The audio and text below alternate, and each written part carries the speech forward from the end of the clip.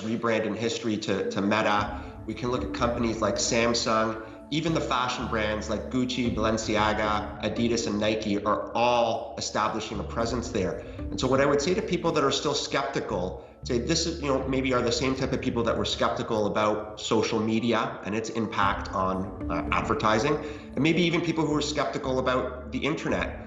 My prediction is that within 24 months, every single large corporation is going to have to need a presence in the metaverse in the same way that they need a website. I'm David Culver in Beijing, and this is CNN. African Voices Changemakers, in association with Glow Unlimited.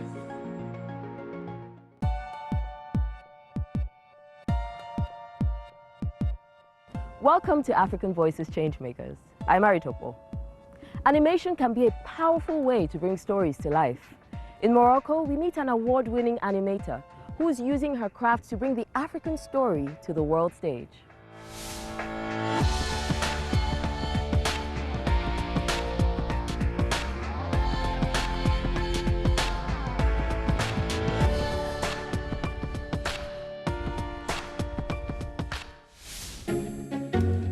I believe that animation can bring a lot of values through the stories, through the characters. And with diversity and inclusion, it's really important that we use these topics into animation, because we can have families watching together. So together they will learn and they will be used to more diversity and inclusion in this kind of content. Hi, I'm Munia Aram. I love Africa, I love animation, and I'm a change maker.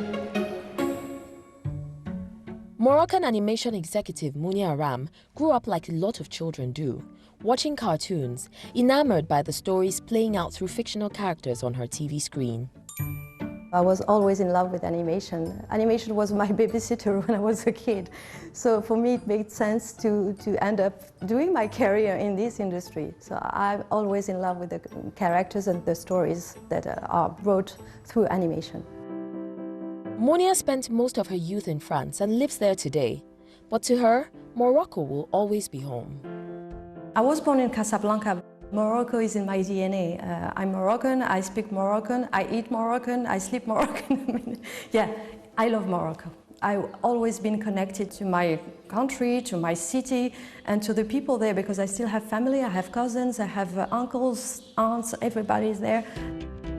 Today, she runs her own animation business called the Munia Aram Company, currently run out of her Paris-based office. Munia Aram Company is a company specialized in African animation, production and distribution. My goal is to bring the African animation to the international markets.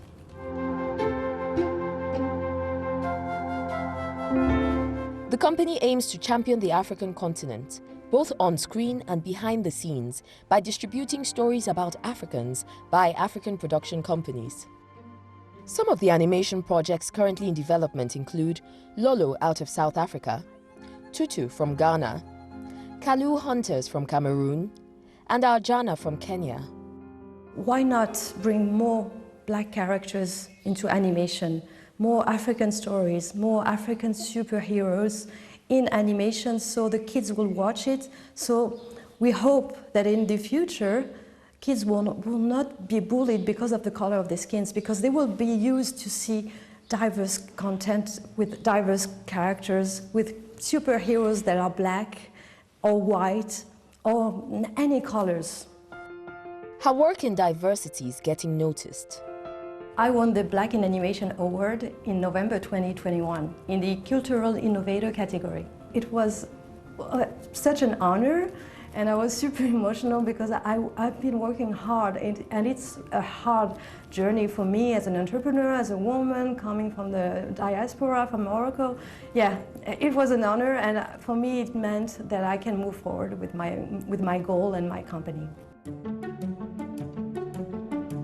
She says doing improv in high school helped her become the leader she is today. I started improv when I was 15. Here is the space where we used to train with my fellows. We were 6 players with a coach, and we trained every Tuesday night. I used to be super shy. Improv helped me a lot fighting my shyness. So I was able to speak in a public space in front of more than 100 of people. I became very confident and being able to speak about anything in front of the crowd. And this is really useful now in my career because I can pitch to anyone, any people in front of me. I'm not scared, I'm not shy. In the animation industry, you have to convince people to come on board with you, to producers, broadcasters. That's what we call the pitch. And to be good at pitching, I use my skills that I learned through improvisation. Next, we follow Munia to Morocco, where she's guiding new animators.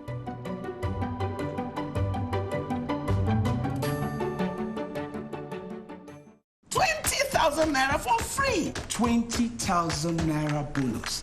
Is your line blocked? Then move to Glow. I'm reconnected. Because we've all reconnected. And it's simple. Dial *109# and link your NIN to your new or existing Glow number. Get up to 20,000 naira for free with Glow. 20,000 naira bonus free. Yes, so free. Naija, what are you waiting for? We share this place, we all belong. We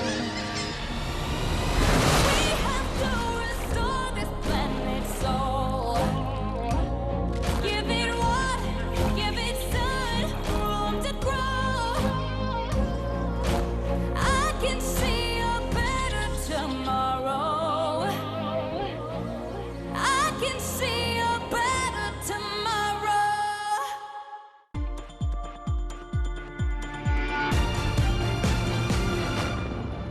Flight attendants have been called boots in the air. Their ability to detect and discern human trafficking can literally save lives. I'm Nancy Rivard, president and founder of Airline Ambassadors, speaking to you from my office here in El Salvador. Many of us travel frequently for business or pleasure, and we have things on our mind, but it's important for those people to remember to be aware of their surroundings. They may be missing clothes of the person just next to them that could be trafficked. So you're looking for someone that seems frightened, ashamed, or nervous. They may have bruises on their body. One thing we teach is never try to rescue a victim. The main thing is to report it to the closest person you can. Time is of the essence in a travel situation.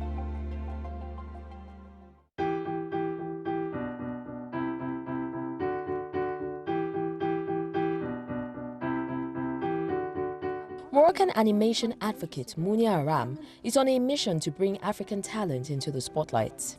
Non, mais c'est plutôt pas mal ce que tu fais. Moi, j'aime beaucoup. Today, she's mentoring a group of up-and-coming creatives at Technopark in Agadir, Morocco.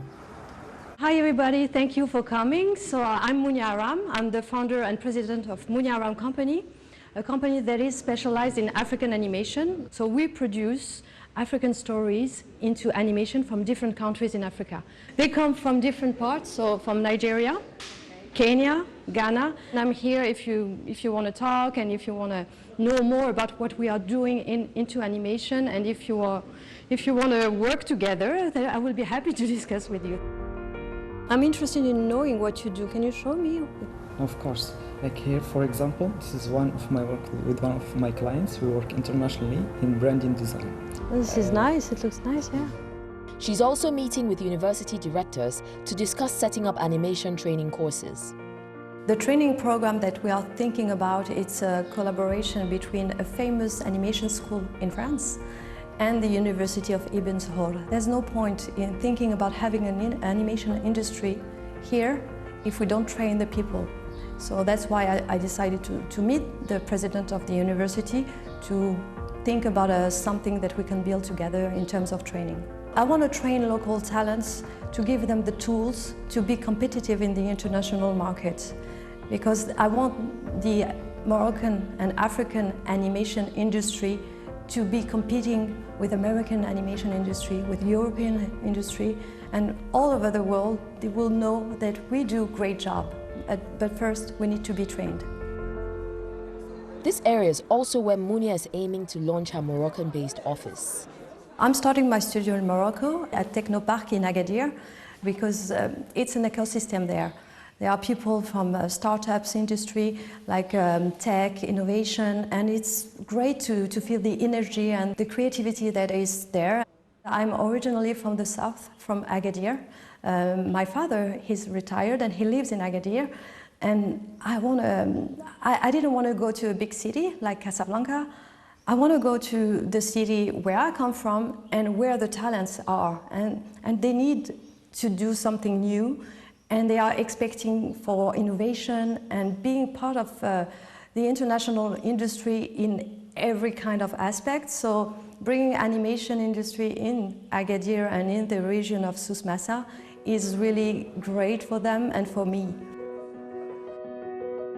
Monia says her career has taken her many places, and it started with an internship in California.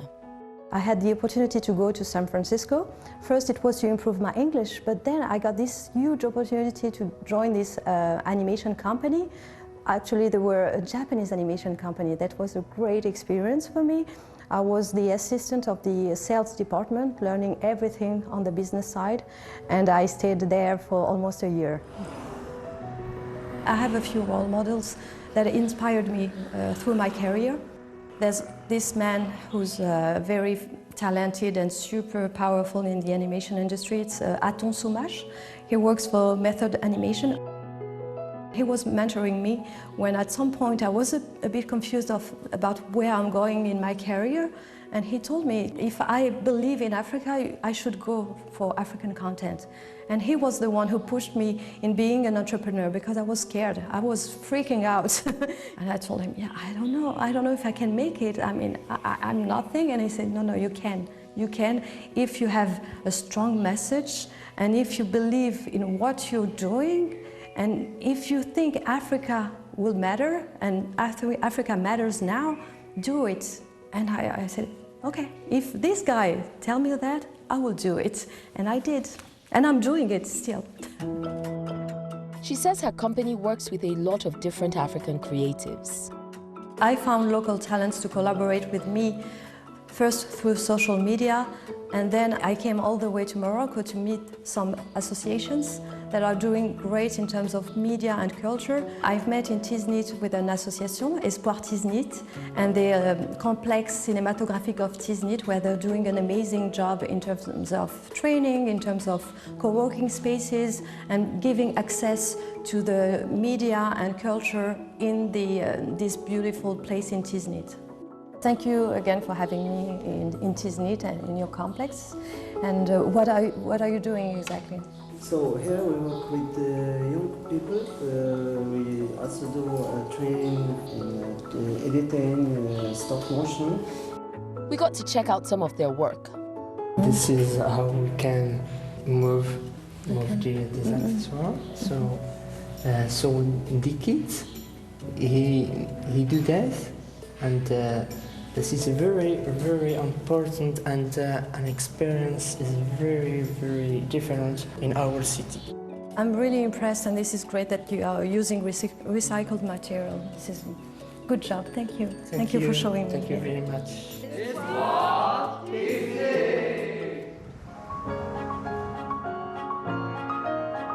Monia has big dreams for the future of African animation.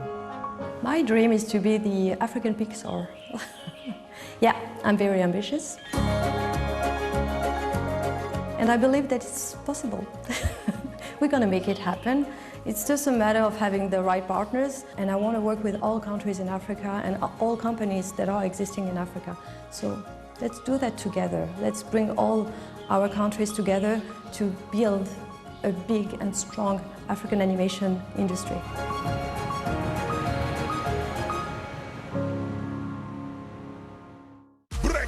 Times 10. Get a Glow SIM today and enjoy 1,000 Naira sign-on bonus for voice and data. All new and existing Glow subscribers also get 10 times the value of their every recharge, plus up to double their data recharge as bonus. All Glow subscribers also get up to free 20,000 Naira bonus for voice and data.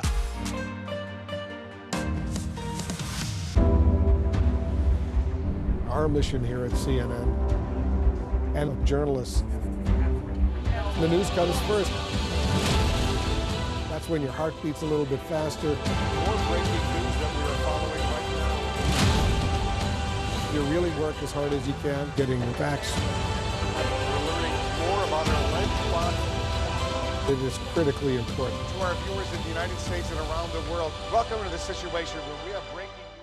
No holds barred. Out front tonight, hypocrite in chief. No nonsense. How stupid do you think we are? Because getting to the truth matters. Aaron Burnett Out Front, Tuesday to Saturday on CNN.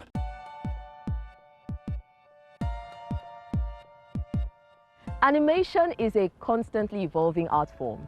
We're going to introduce you to one changemaker who has long been at the forefront of Uganda's animation industry. And now, he's using his skills to train the next generation of creatives. When you look at animation, it's not about cartoon. My dream was to tell African stories.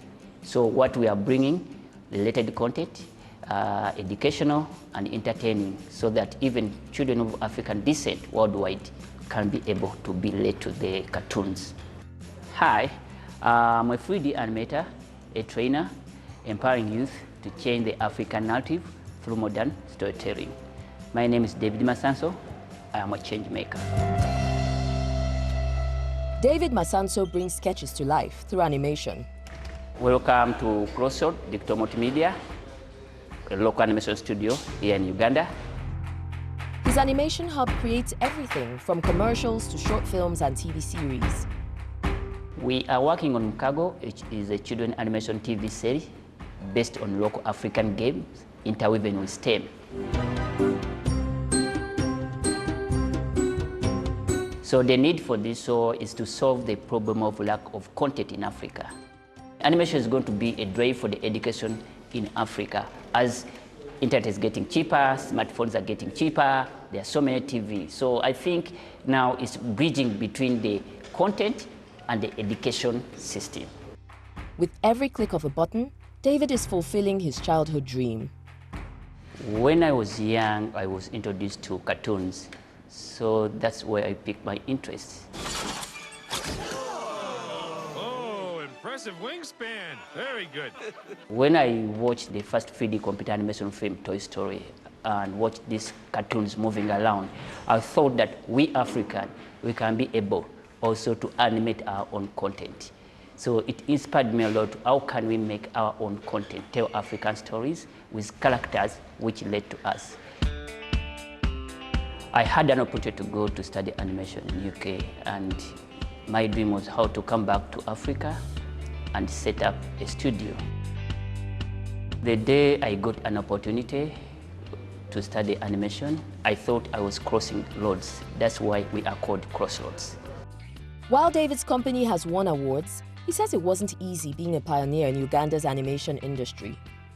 Coming back to Africa, animation was totally new industry. When we started Crossroads in 2011, one of the problems we faced was lack of skills. So in 2012, we created a program for training young animators to join our pipeline. So that was the honor, because in Uganda at that time, there was no school or university empowering youth with skills in animation. Our training has been growing year after year. We have trained over 200 animators. This is another space at Crossroads where we do our training from. Some of them are interns from one of the universities, a local university in Uganda, so they are training in character animation. From here, some of them join our projects. As his team continues to grow, David is determined to make the industry more inclusive. Women animation was founded because we didn't have female or ladies on our pipeline. So the objective was to inspire more girls, and we partner with universities. We do practical workshops and share skills with the universities interns, totally women. Then at the end of the day, we get them on animation projects.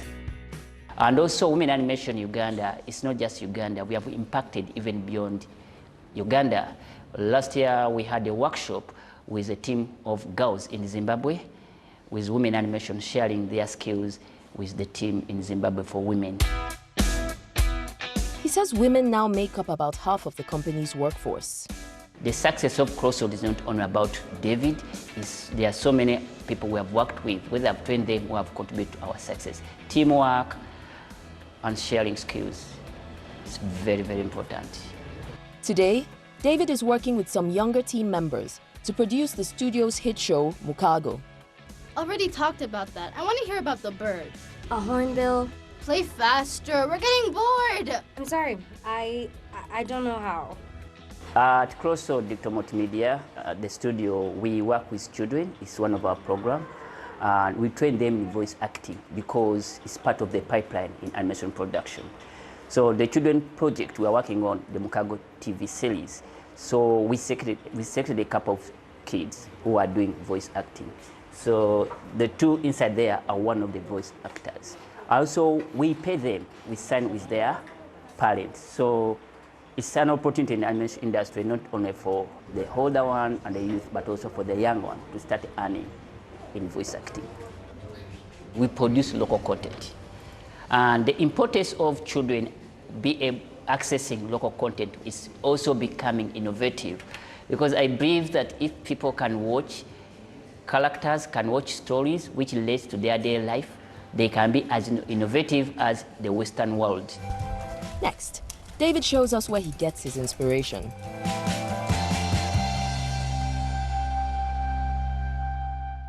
₦20,000 for free. 20,000 naira bonus. Is your line blocked? Then move to Glow. I'm reconnected. Because we've all reconnected. And it's simple, simple. Dial *109# and link your NIN to your new or existing Glow number. Get up to 20,000 naira for free with Glow. 20,000 naira bonus free. Yes, so free. Nigel, what are you waiting for?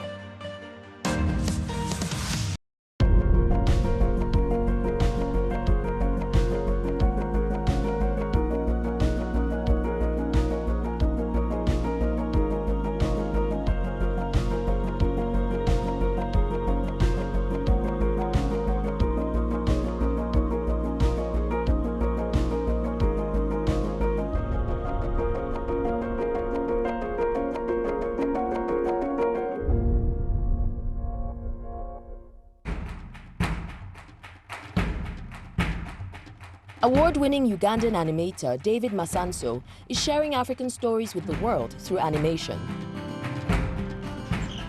The founder of Crossroads Digital Multimedia says inspiration can be found all around us if you keep an open mind. I spend a lot of time on the computer, but every evening I ride a bicycle. We are producing local content, so it's when I'm riding a bicycle, sometimes look at environment, even local kids playing. I'm inspired by the environment, the people, the plants, everything, because we are creative. You have to create things which relates to the audience. There are some projects you do just inspired by the child, what they are doing. When we are doing Mukago, we did a lot of research because it's local, to see how kids behave, because it's based on local games. David credits his success to his team. Today, they're meeting to review some of their latest projects. Martin, what inspired you to do this shoot when you're working on this shoot? What I loved is sharing skills, because when I was starting Crossroads, I was just only one person. The whole team now, we are around 46 animators. I think the more I share skills, the more to the youth, to the young ones, and we do something which is productive, sustainable, it keeps me going.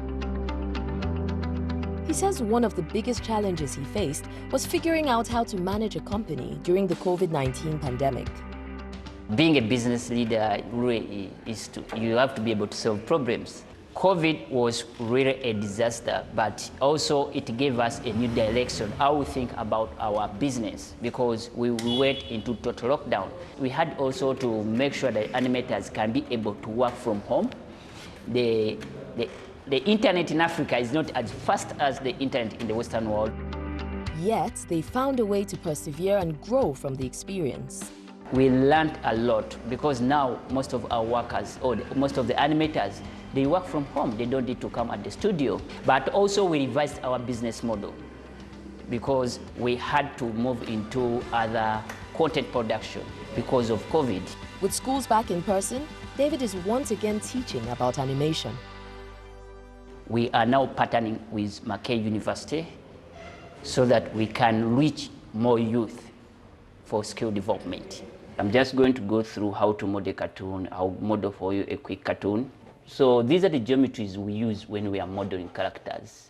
We have realized that giving only graphics and image editing was not enough. The demand for animation has grown. So basically what we do is we customize courses based on industry demands. We look at the different levels, right from the beginners level, the intermediate levels, and then the professional or the advanced levels, and then we customize accordingly. I'm just going to do a cartoon fish, and I have a double line here. This is going to be the mouth. Any question? The reaction was great because even after teaching, they were talking about how they are going to use their animation skills in their projects in their future, because it's a tool. Animation is a tool. It's not just a skill. It's a tool you can use in all industries. When David needs a break from his busy schedule, he turns to his family for support. I'll come to check on my sister. It has been a lovely day. She loves animation, and we are born in the creative industry. I always come and share some idea with her. We want to have a festival for kids, showcasing their animation skills in voice acting. David is my elder brother in a family of 5.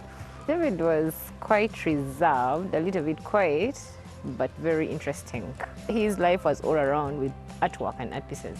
I knew he would be the best and come out one of the best animators because he loved it since childhood. It was really amazing to see his first projects because in Uganda we had never seen anyone doing that. He loves what he's doing.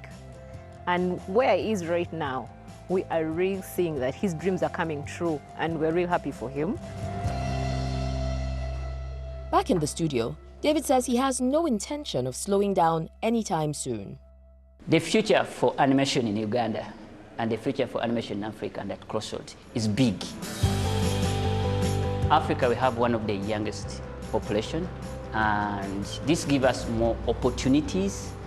We have seen the streaming platforms coming up. We have seen new channels of TVs opening. The internet is getting cheaper. Every TV station, the streaming platforms like Netflix, they are hungry for content.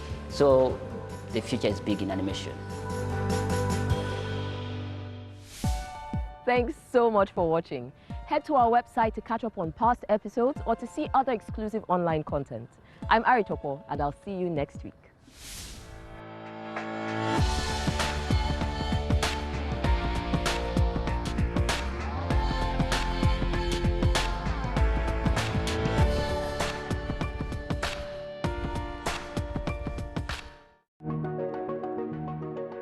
African Voices Changemakers, in association with Glow Unlimited. Brekete times 10. Get a Glow SIM today and enjoy 1,000 Naira sign-on bonus for voice and data. All new and existing Glow subscribers also get 10 times the value of their every recharge, plus up to double their data recharge as bonus. All Glow subscribers also get up to free 20,000 Naira bonus for voice and data.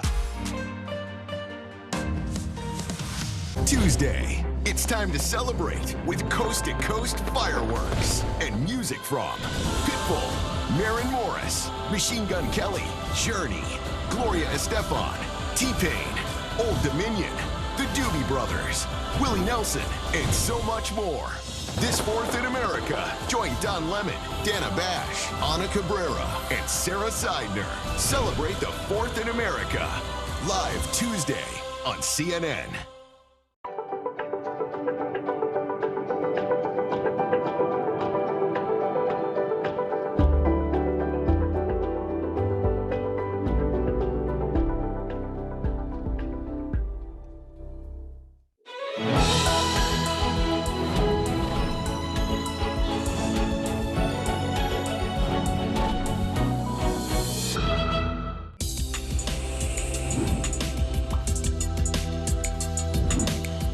When you travel the world, make sure the world travels with you.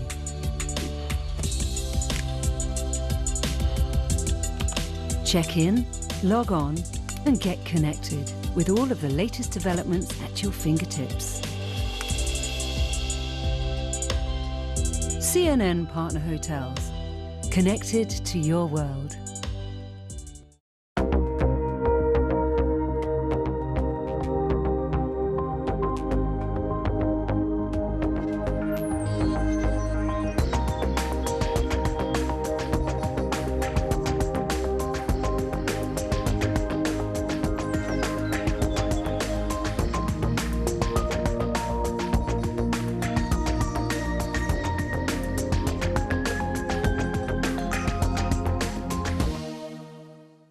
I'm Paula Hancock in Seoul. This is CNN.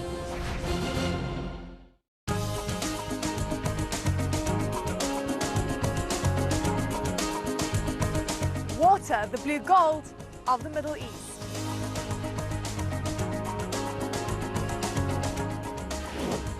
Coming up, how the Middle East is looking for new innovative ways to combat water scarcity, and an exciting solution in Morocco, harvesting water from fog.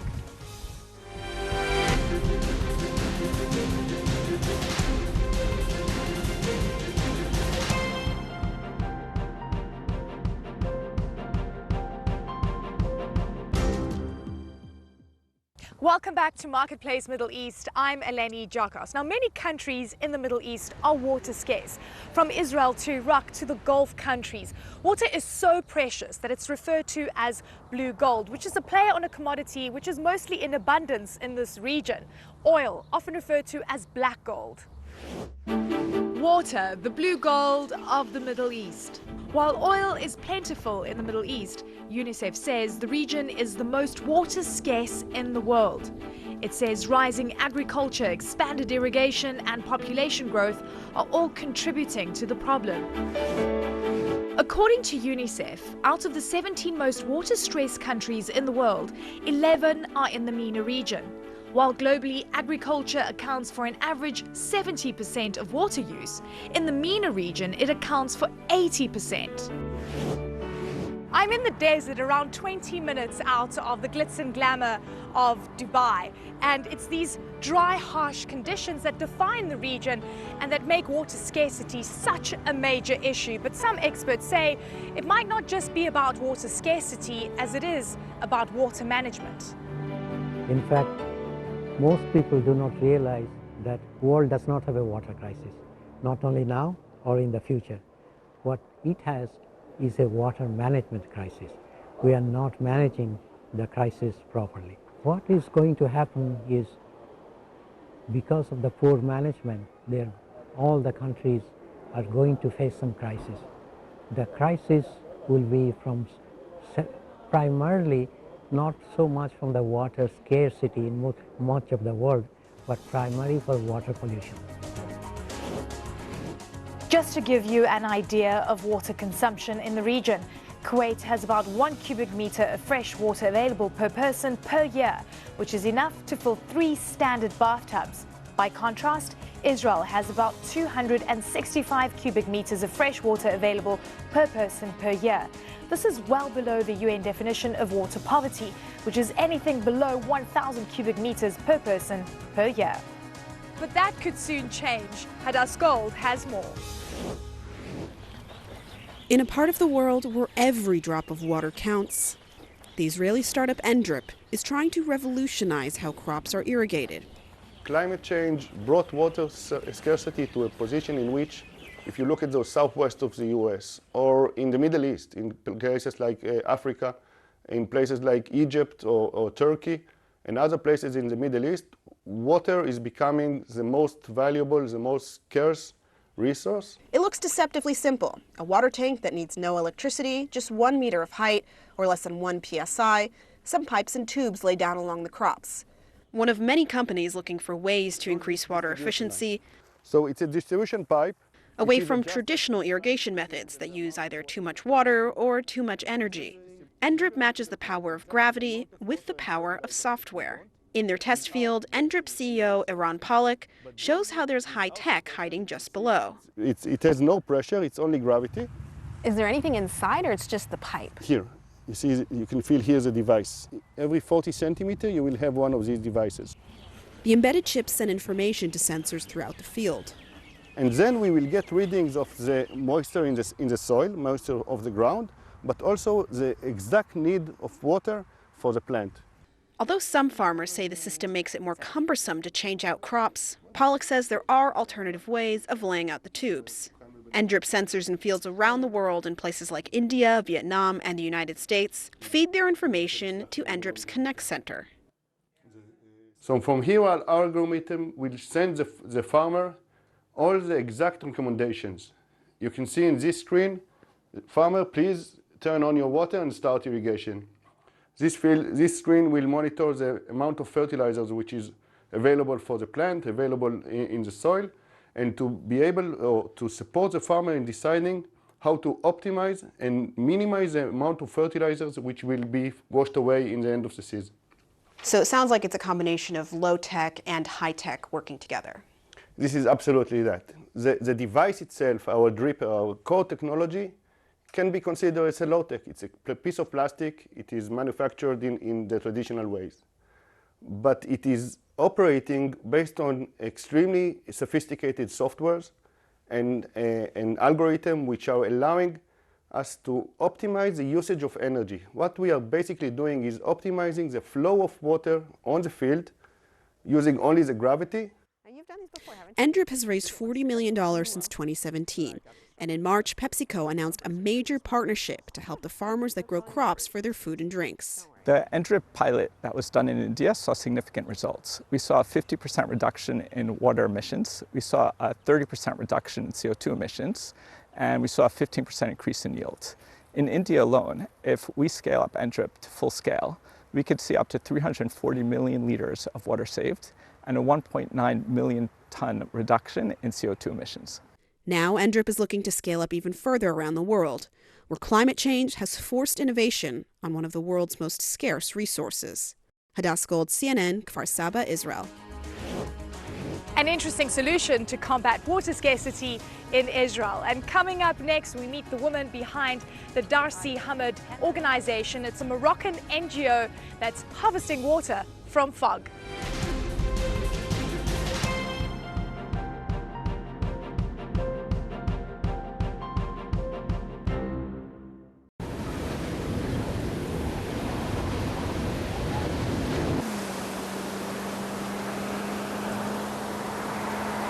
The ever-changing weather around the world. Ever-diverse terrain and roads across the world. With Kumho Tire that has conquered all. There is no road you cannot go. Go with Kumho. Kumho Tire. We share this place, we all belong.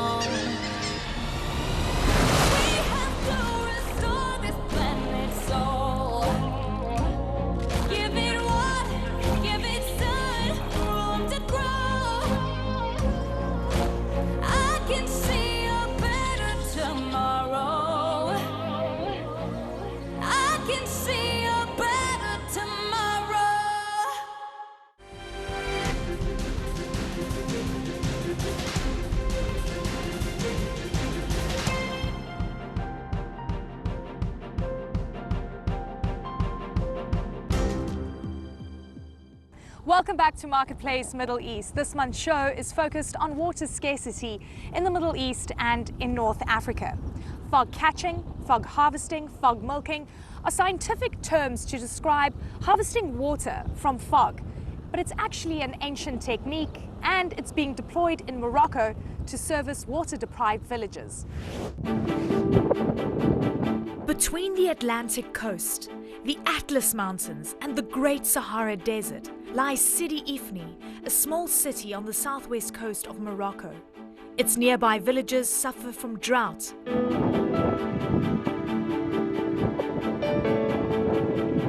To combat this, one organization is using an age-old technique to source water, not from centuries-old wells or occasional rainfall, but by harvesting fog. The technology is actually extremely old. It is an ancestral technology that has existed all over the world. Wherever there are very heavy, dense fog events, you'll find it in the region of South Africa, you find it in Morocco and the Canary Islands, you find it in California, you find it also in South America. So wherever there is cold currents, that creates a very thick fog that becomes harvestable.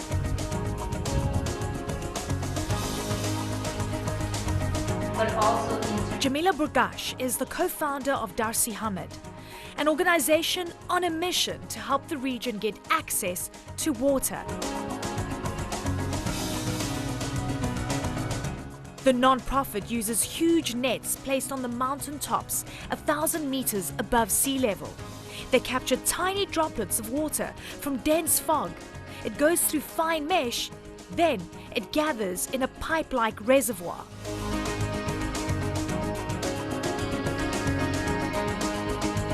The fog water is pure water, it has no minerals, so it has to be mixed with underground water or surface water that it has minerals.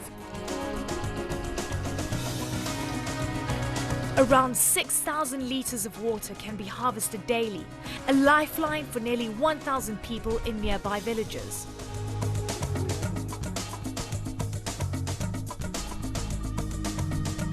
We have 16 fully functioning villages, about 137 households, and we have been adding 12 more villages.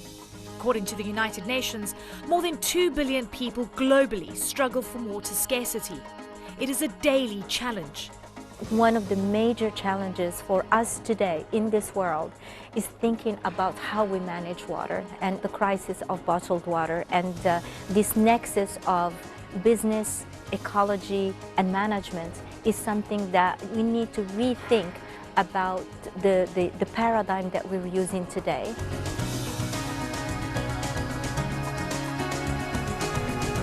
Darcy Hamid is setting an example to find water from thin air, allowing communities to not only survive, but thrive.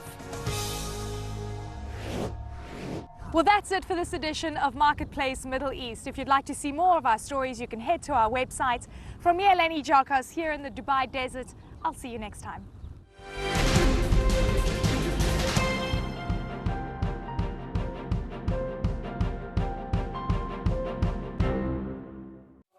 This is a really important story.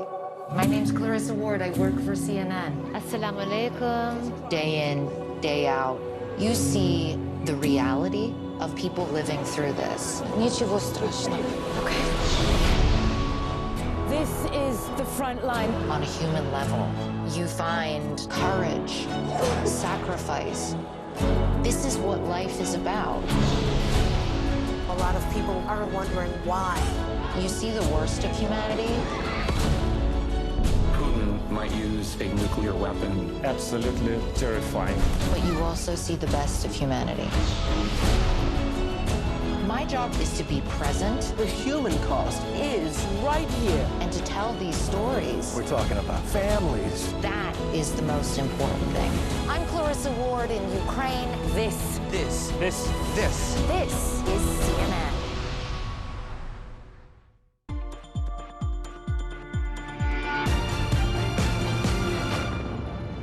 When we decide we want to rise up and do something, when we come to connect with and care about each other and think, now I want to do something about what's happening with them and human trafficking around the world. My name is Sarah Davison Tracy. I'm an author, and I just published a book called No Longer Untouchable, a story of human trafficking, heroism, and hope.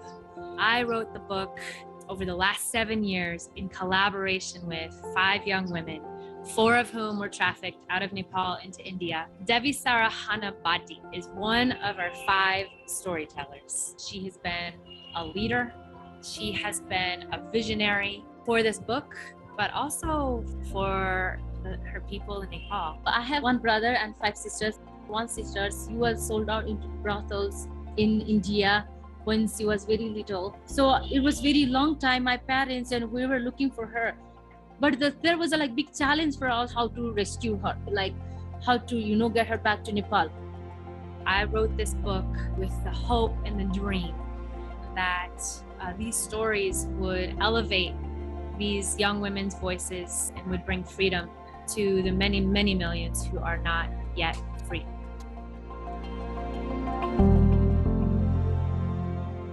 Have you heard it like this? Let's untangle the players and political forces. Fast-paced news from the perspective of The Global Brief with Bianca Nobilo. Tonight on CNN.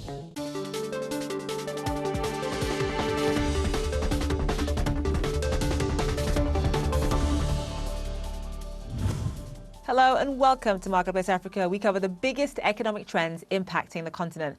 I'm Zain Asher. As the move to integrate tech in manufacturing operations across South Africa picks up steam, companies of all sizes say they're turning to emerging technologies to streamline production, cut costs and boost sustainability. How do these moves impact output and the labour market? Take a look. A fast unfolding trend in factories is being accelerated by the COVID-19 pandemic: smart manufacturing. COVID has challenged us to think differently and maybe put trust in technology that we wouldn't have before. And I would think that this willingness to experiment is going to continue after COVID. We have a runnability and quality issue developing on PM5. These factories integrate advanced technologies such as digitization, artificial intelligence, robotics and big data. The use of smart manufacturing technologies can improve productivity by about 12%. Equipment availability can improve by 25%, and the overall equipment efficiency can improve by as much as 35%. Due to perceptions that automation will result in more job losses, South Africa has been slow to embrace these fourth industrial revolution innovations. Understandably so, given that the country's unemployment figures stand around 35%. Before the pandemic, we did some analysis to look at what could be the impact of these technologies on job creation and even potentially jobs at risk. And what we found is that yes, indeed, there are some jobs that are at risk in South Africa. In fact, about 3.3 million jobs, where there's a high level of manual work, predictive manual work, for example, that can be automated.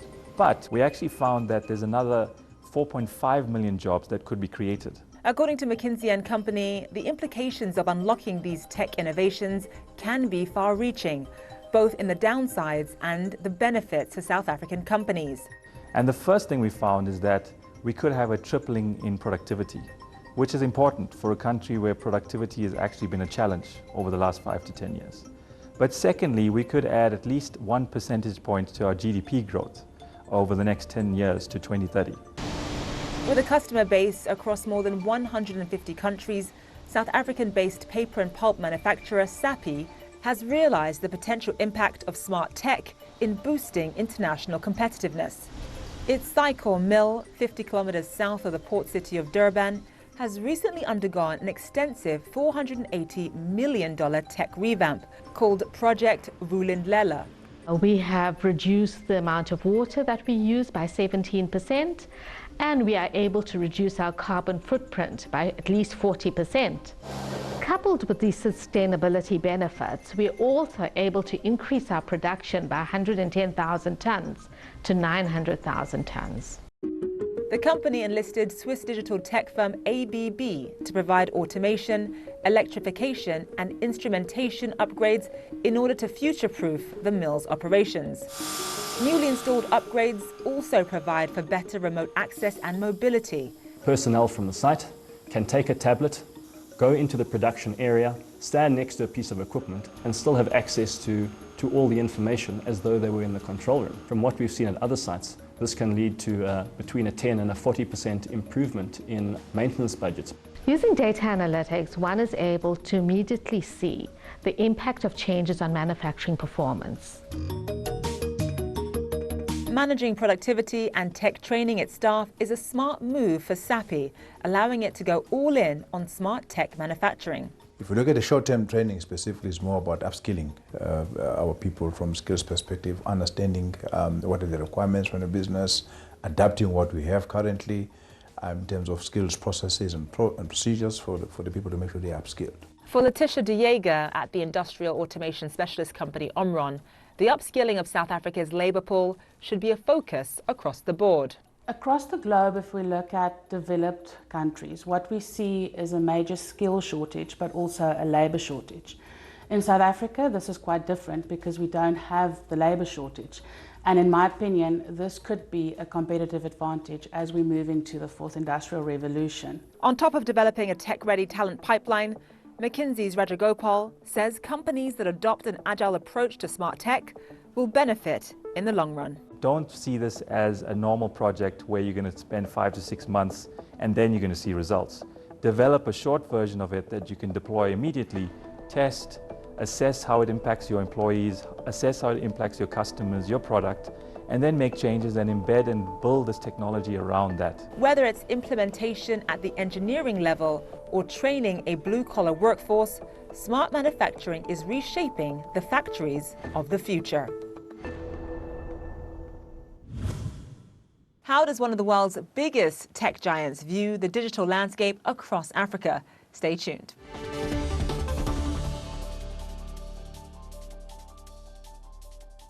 Bua Group is one of Africa's largest foods, mining, manufacturing and infrastructure companies, with key investments in cement, sugar, edible oils, flour and pasta, construction, oil and gas, ports operations, amongst others.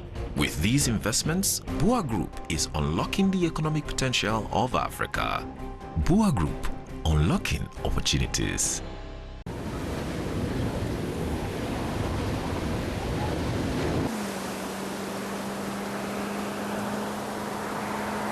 The ever-changing weather around the world. Ever-diverse terrain and roads across the world. With Kumho Tire that has conquered all. There is no road you cannot go. Go with Kumho. Kumho Tire. Tuesday, celebrate with fireworks and music from Pitbull, Maren Morris, Machine Gun Kelly, Journey, Gloria Estefan, T-Pain, the Doobie Brothers, and more. Celebrate the 4th in America, live Tuesday on CNN.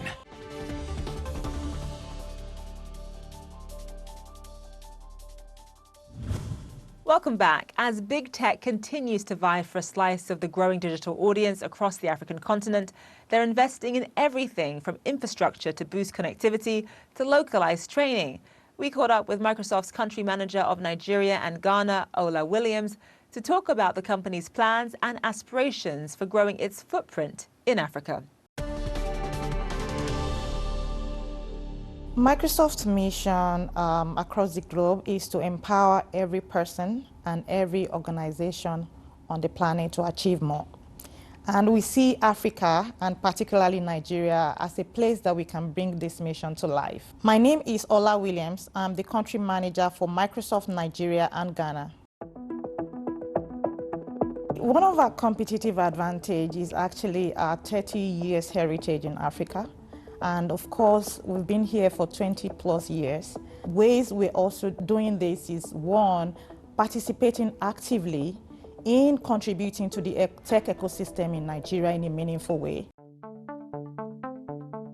In terms of focus, we're looking at 3 main areas. One is connectivity, second is scaling, and the third one is digital transformation. So we're leveraging our airband technology to provide connectivity in remote locations, working with the federal government and the Ministry of Communications and Digital Economy to select 6 states and 6 underserved communities in those states to provide our airband technology, which offers a broadband connectivity leveraging white space within TV spectrum that has not been used, to ensure that these communities are also able to participate in the scaling program and the employability program that we set up with the federal government. The second pillar we look at is also scaling, because we believe in the power of Nigerian youth. Today, Nigerian youth constitute about 49% of the total population and still growing, and will continue to grow. Is enabling our country to preserve the culture, especially around language. Translating the 3 major languages in Nigeria, Yoruba, Hausa, Igbo, to leveraging power of AI as well and cloud to make working with the Institute of Culture in Nigeria to build on that, and we'll continue to make such investment as we continue to think about more impact that we are planning to bring into Africa. A lot of things